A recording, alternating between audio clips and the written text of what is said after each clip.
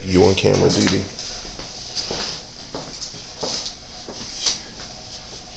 And saying good evening as we continue in the book of Ezekiel.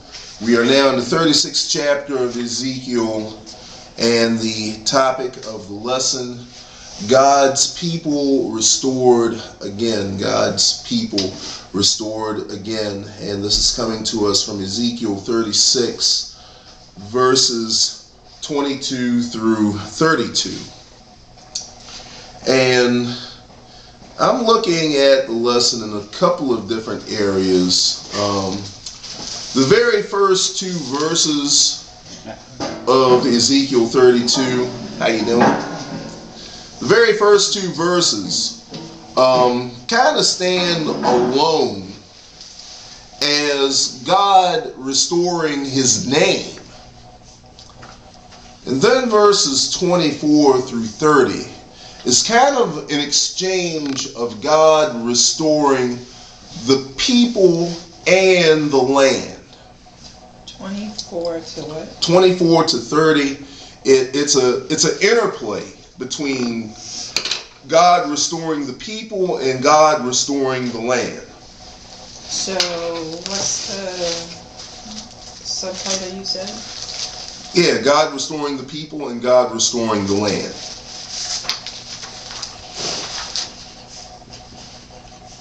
And then verses 31 and 32 is repentance. Repentance. Verse 31 and 32. But going into the lesson itself, and again, the first two verses in chapter 36, verses 22 and 23 from the New Living Translation. Therefore, give the people of Israel this message from the sovereign Lord. I am bringing you back, but not because you deserve it. I'm doing it to protect my holy name, on which you brought shame while you were scattered among the nations. I will show how holy and great my name is, the name on which you brought shame among the nations. And when I reveal my holiness through you before their eyes, says the sovereign Lord, the nations will know that I am the Lord. And again, I wanted to kind of like separate these first two verses, looking at the whole picture of the exile.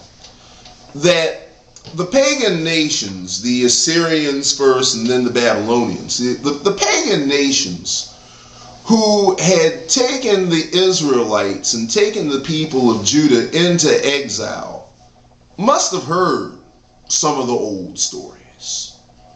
Some of the old stories of how the Lord had parted the Red Sea and let the Israelites flee from their slavery and from the Egyptians. And then how God parted the Jordan River so that the Israelites can go into the promised land, and how they were able to take over the promised land. And this must have just blown the mind of the Babylonians and the Assyrians. It's like, wait a minute.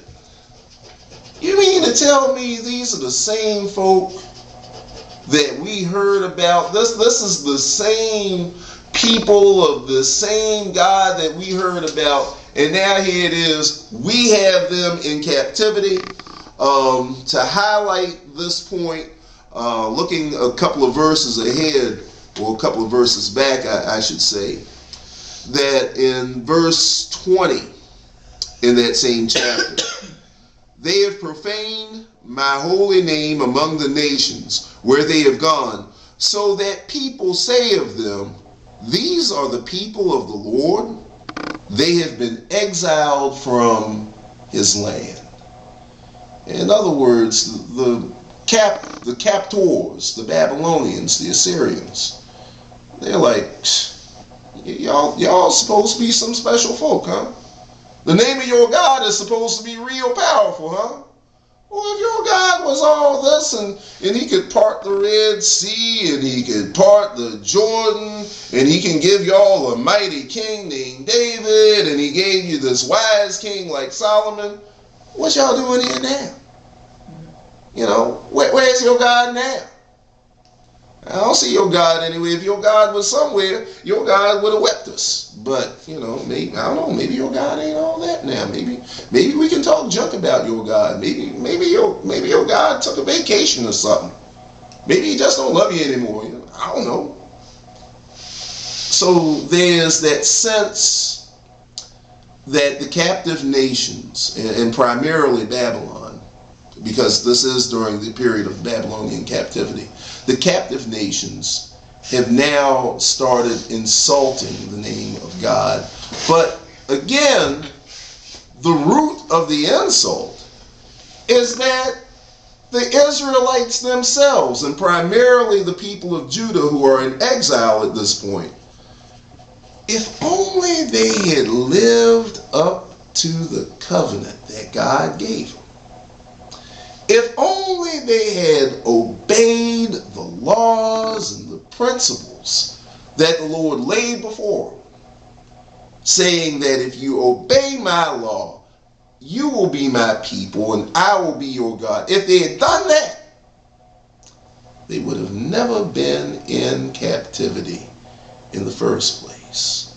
But because of their wickedness, because of their evil, they themselves have proclaimed the name of the Lord. So when we look at verse 22, therefore give the people of Israel this message from the sovereign Lord: I am bringing you back, but not because you deserve it. No, you certainly don't deserve to be brought back.